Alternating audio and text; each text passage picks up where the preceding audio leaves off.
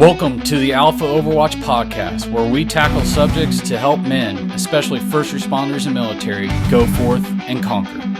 Alpha Overwatch is a nonprofit organization dedicated to supporting those on the front line, helping them go forth and conquer in every area of their lives by providing community, support, and tactical retreats. To learn more and support the first responders and military personnel Alpha Overwatch is impacting, visit our website at alphaoverwatch.org. Enjoy the episode. It was a difficult meeting, but it was one that had to be had.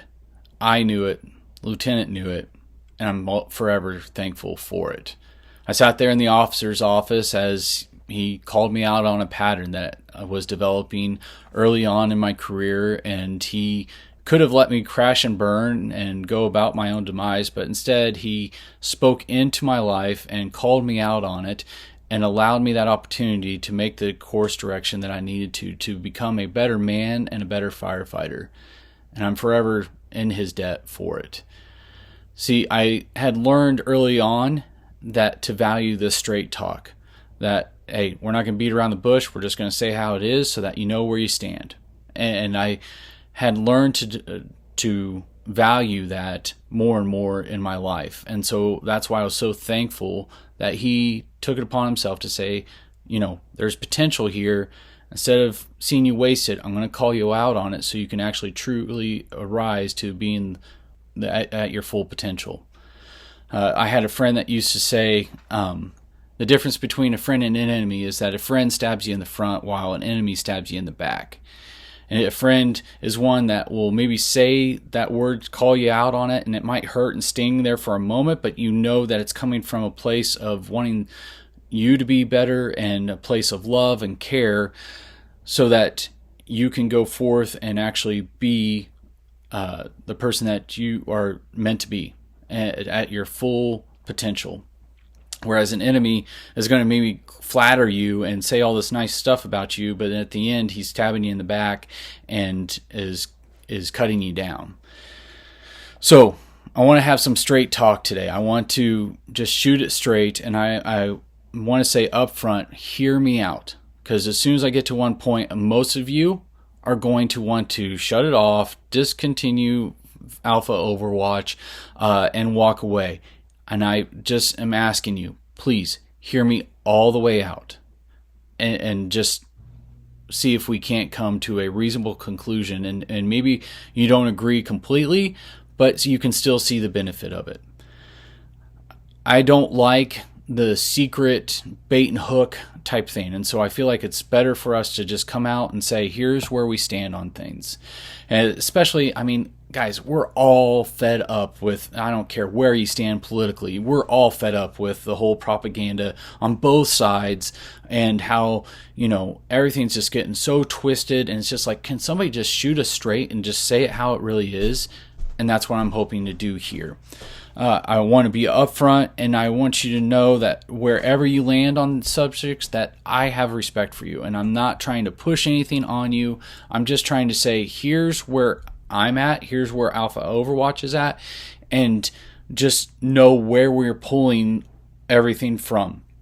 When we're talking about principles on how to be better firefighters and men and military and what we're pulling this from, where are we pulling these principles from, and what is it that we look to as our example. Before I get to that, though, we need to recap. If you haven't listened to the last episode, go ahead, pause here, go back and listen to episode 1 of, you know, knowing our number one enemy. And our number one enemy, it can oftentimes be ourselves, that we are believing a lie or dwelling on a lie, and those lies, we become beliefs, and we act on those beliefs, and then those beliefs, those actions become habits, those habits become a part of our character and our life, and so we got to be careful what is going on in our minds and what lie we might be believing about ourselves or about our circumstance around us. And I had used, you know, the illustration from First Blood, Rambo, First Blood, and how Rambo, it looks like the sheriff and the department are the enemies, but what we find out as the movie goes on is that it's actually his own demons in his head that are the enemy, that the number one enemy that he's trying to conquer and has to face. So here's the thing. If the problem is in between our own ears and the stuff that we believe, and we can't fix that ourselves, then we need a solution outside of us to help us. And here's where we stand. What is our solution? What is it that we're driving towards? What is it that a true man looks like, and that we are kind of the principles that we're pulling from and calling us to, and leadership and integrity and character? What is it that we're looking to as our example? Jesus. Hold on, don't listen. Don't just stop.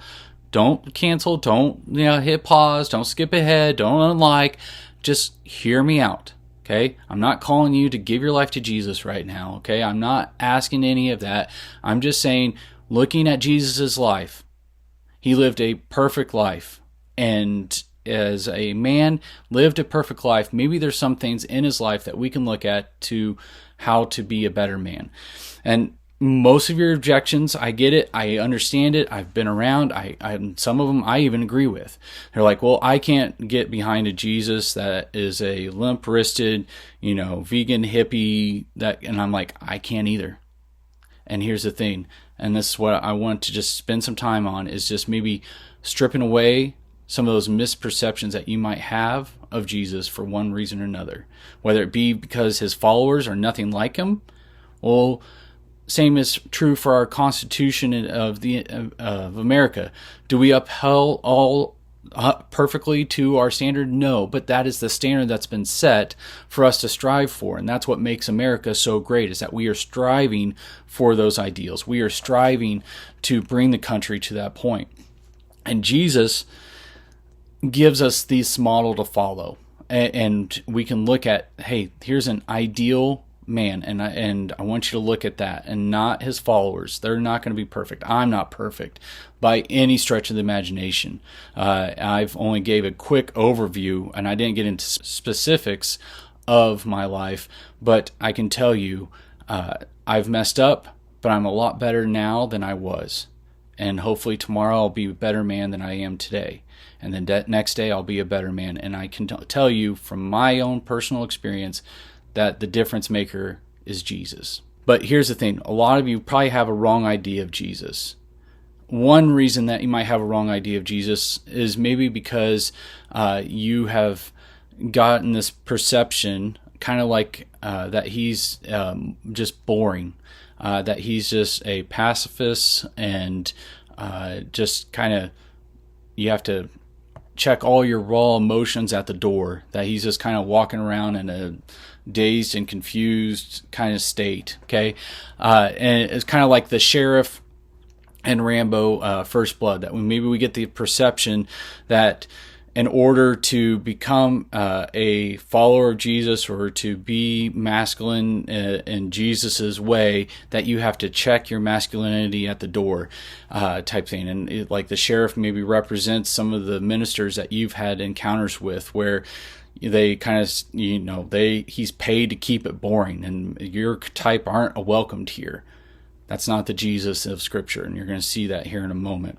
Maybe it's the more feminized version of Jesus, that it's kind of been watered down, and it's all about being in touch with your feelings, and just that kind of is just like, that's just a little uncomfortable. I mean, this prom songs to Jesus, and all this type of stuff, like I don't have time and room for that. I'm not wanting to give up my masculinity to follow this guy, and I don't blame you at all.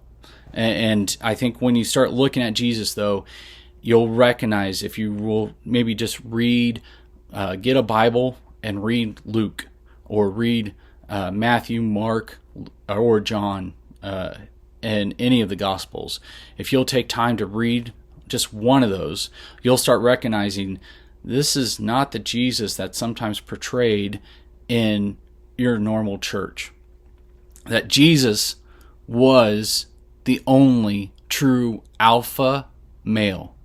Now, a lot of betas and maybe some ladies that end up tuning in on this, they're like, you're what? Listen, Jesus was the true alpha male. And what do I mean by that? We see in Jesus a perfect balance between a lion and a lamb. He's described as both. He's described as the Lion of Judah, and he's also described as a lamb. I love how John Lovell at Warrior Poet Society, you can check them out. They're awesome. But that's kind of his model that he shows, is that a man needs to be both a warrior and a poet. The one that can do what needs to be done to protect and to provide, rolls up his sleeves, is willing to get his hands dirty, one that if you're attacking those that I love, then I will stand in between evil and those people, and I will run towards the danger, not away from it. That is a lion. But then at the same time, turn around and, your daughter, I have 3 of them, they come up and they want to play, tea party or whatever, that you can turn around and you can be that guy as well and be gentle and caring and compassionate. And Jesus, we see this perfectly. And for some, they might be like, no. He was a complete, Mr. Rogers, limp-wristed, vegan, kind of hippie type guy. But then they ignore some of the passages where Jesus actually picked fights. When was the last time you heard that from on a Sunday? That Jesus picked fights. And here's what I mean by that. Jesus healed people on Sabbath, which we don't need to get into the technical thing of it, but then would have been Saturday, and that was like a holy day, like our Sundays type thing. And so he healed people on a Sabbath, which was against their Jewish laws, that or to work on it was against their Jewish laws to work on a Sabbath, and the religious leaders considered him healing people work. And Jesus deliberately healed people on the Sabbath, knowing that it would cause a fight. He picked a fight. Listen, he walks into the temple and sees the injustice that's taking place there, where people would come in to make a sacrifice, and the religious leaders would say, oh, your sacrifice isn't really up to our standards, so you're going to have to, we'll buy it back from you, and you can purchase one of our animals to sacrifice. But then you have to go over to the money exchange place because your money's no good here. It's not pure like the temple needs it to be, so you have to buy temple money, but there's such a huge exchange rate, and then you go back and you're realizing that you're buying basically your own sheep back for a higher price. And all this, so you're yelling, arguing. Jesus comes in and he's like, this is not what's supposed to be taking place in here, where these people are causing such an injustice as keeping people from actually knowing God. And what does he do? On 2 different occasions, he flipped over tables and drove people out of the temple. And one, I want to say it's in the book of John. I might be completely wrong on this. It actually says that he made a whip and then drove them out. Like, you are really, really mad if you get to a point where instead of counting to 10, you're making yourself a whip to drive people out. Jesus got angry. He got mad, and he stepped in between those that were causing harm and to those that he loved and cared for. And skip ahead, and that's who he is even today. Revelation 19, go and read that one, where he's coming back on a white horse one day here soon, and it's not going to be, humble Jesus. It's going to be a victorious warrior king coming back to take what's his and to make all the wrongs right. And there will be bloodshed. There will be justice done on that day. But then flip it to the other side. He's also known as a lamb. We see how those that were cast aside by the religious leaders of the day and shunned and mistreated, you see him stepping in between them and actually caring for them. We see him, how children were actually wanting to be with him and to approach him, and if he was like this really gruff guy, you think that would be the case? Right? You see this in how he was invited to all the parties. He was a fun guy to be with. The religious leaders, not so much. They took the fun out of fundamental. And that's what made him so mad. They were like, he's a drunkard and a glutton. Now he wasn't, right? But because of the people he hung out with, they accused him of such things. And Jesus, he fought and put himself in between those people and said, "Hey, hands off." And then and he would fight that like a lion. Then he would turn around and be a lamb to those that others were mistreating or taking advantage of. And he was this way with helping others and with kids. And here's the thing. We can get into all the lions, fearless, courageous, they don't back down for anything. And then lambs, how they're compassionate and empathetic and caring. And I would say that for the first responders and military world and a lot of ministers, you understand how to be a lion. You understand what it means to say what needs to be said. You understand what it means to run towards danger. You understand the courage that needs to take place and that fearless attitude that a lion type has. The problem is when you can't make that switch, where all of a sudden, instead of being the greatest supporter and protector, you're now maybe the greatest enemy to those that are under your care and that you're taking care of. That your loved ones kind of are fearful when you're around because the only two emotions you have are anger and sleep. That shouldn't be the case. That they're scared to come to you with their problems because they're not sure if they're scared that if they engage, they're going to enrage. And that's not the type of men that we need to be. We see Jesus showing this perfect balance, and where a lot of times where we need to get back to is to have that side that's a lion or a lamb. We need to switch to that side that is a lamb. That we can be empathetic and we can be compassionate and we can take care of those, and we are a blessing to those around us. But here's the problem. If you're always a lion, then you become an enemy to those that you're trying to care for and love. But if you're always a lamb, then you're allowing evil people to do things to those that you should be protecting.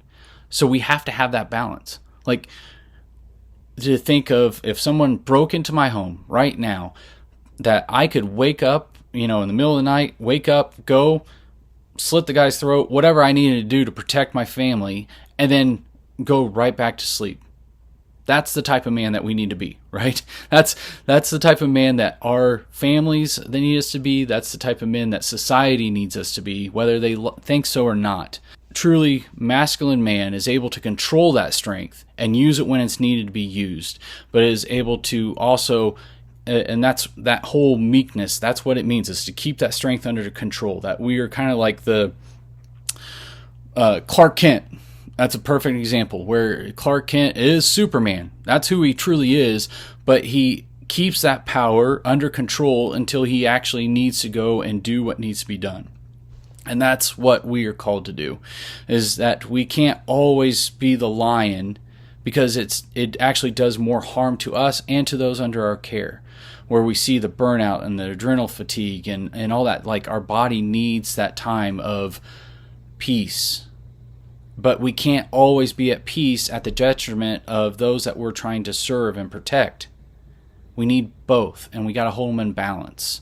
And so for most of you, for most of us, the problem isn't being more of a lion, it's being a little bit more of a lamb, so that those that were under our care, they see us as there for them and caring for them, that our hands, they know, are there to bless them, but then also to protect them and to serve them and provide for them. But they shouldn't, when they see our hands, cringe as though that it's going to be their harm that come from these hands. That's not what they're supposed to be. So it's a balance. It's learning how to be not passive, because that's the main. Most men, our tendency is to be passive, that we are passive on things that truly matter, that we allow things in our home that we shouldn't be allowing, that we allow things in our own lives that we shouldn't be allowing, that we kind of look the other way like, it's not that big of a deal. I mean, it's just, it doesn't really matter. and we are allowing that harm into our own lives and into the lives of those around us. But then the other flip side is that we can tend to be too controlling, too overbearing, too dominating, and that doesn't allow flourishing in life to take place. Like, I always look, how I judge men is I like to see look at the guy's wife, and does she have a joy and smile on her face when she's around this guy? Does she look alive, that she's flourishing? I look at his kids. Are they like running to him, wanting to be with him and loving him and wanting to be around him? Or are they fearful? And are they kind of distant and maybe just completely solemn in the face, and just kind of, you can tell that they're scared to maybe saying or doing something out of line because they know the repercussions that will come from that. That's not the type of men we're called to be. That's not a true alpha male. A true alpha male knows how to be a lion and a lamb, a warrior and a poet. And that's the type of man that we are striving to be here at Alpha Overwatch, is to be both a lion and a lamb. And how do we do that? We do that through our community, to have those times of calling us out, like, hey, now's not the time to be a lion, now's the time to be a lamb. Or, hey, you need to man up and get after it. It's time to be a lion. Because we can't be passive, we can't be controlling, we need to be assertive. And there's a part where it comes time to do the hard thing that nobody else is willing to do, but that's what we're supposed to be do, because we're made as men. And God has given us, made us men and given us a masculine heart, because there's a battle waging and we need men to step up and fight that battle. And right now in this political climate, you have a choice to make. What kind of man are you going to be right now? Because like I said, a lion is fearless. And right now there's a lot of fear going on. And if you are single, this still applies to you. But if you are a father, what kind of environment are you bringing into your family? Are you bringing that fear that's out there in the world into your home? Or can they look to you as the rock and that stability of saying, you know what, no matter what happens out there, in here, I will protect you. I will provide for you. I will be the man for you. And that fear, we don't need to worry about. Or are you allowing that fear in? Are you being fearful? Are you buying into a lot of the rage that's taking place and allowing that into your own life and that turmoil that it causes? Or and then that's spreading to your kids. What you need is courage, and that's what we hope to provide here for you today, is courage. And courage actually means to pour courage in. And just as we know that fear can be contagious, so can courage. We know this, you know this, you've seen it on the battleground to the fireground. If there's that one person, that officer, that captain, that firefighter, the rookie that comes in and is able to be courageous, it spreads to everyone else. But if everybody else is running around with their heads cut off and can't get it under control, then that's going to spread to everyone as well. And it's going to add more chaos than it will order. And as men, we're supposed to step in and be those leaders that brings order to chaos, and is able to step in and say, hey, this is the path, this is what we're doing, and to lead in that way. So I am going to encourage you and implore you and call you out to be that lion and that lamb, to be that alpha male. And yes, I look to Jesus as that example. I look to him as the true alpha male. And I think that if you look at his life, you can say, you know what? I do need that in my life. That there is a time and place for that. And yes, it looked like at the time Jesus died on the cross, saying that it looked like that it was like, why didn't you be a lion then? And then you recognize that he became back alive 3 days later, never to die again, as that lion. And that's who he is today as well. And I know I'm making some pretty big statements here, but I've done the research, I've seen the facts, I know the evidence, and we can get into that later on in a future podcast if you would like. But what the bottom line is that we need to be the men that our family and our culture and our country need us to be. So will you be that man? Will you Are you able to take the ownership of your life and to admit that maybe I've been too far over on the lion side, or I've been too far on the lamb side, and now it's time to actually bring those together, to bring a balance into place, and to be the true alpha male that I'm supposed to be the best man in whatever career I'm in or whatever stage of life I'm in? I hope so. And then we're here to help you. That's what we're all about. And this is where sometimes you need that community to call you out, but then you also need that time to come back and refresh and recharge so that you don't get burned out and make even worse mistakes and cause more damage around you in your own job or in those lives around you that you care for and love. So that's what we're here for. Alpha Overwatch exists to help you on the front line to go forth and conquer. So until next time, do just that. Go forth and conquer. Thanks for listening to today's episode. If you enjoyed it, please take a moment to like, share, and rate the podcast. It really helps us reach more listeners. Don't forget to follow us on social media and visit our website, alphaoverwatch.org, for more information. Until next time, remember to go forth and conquer.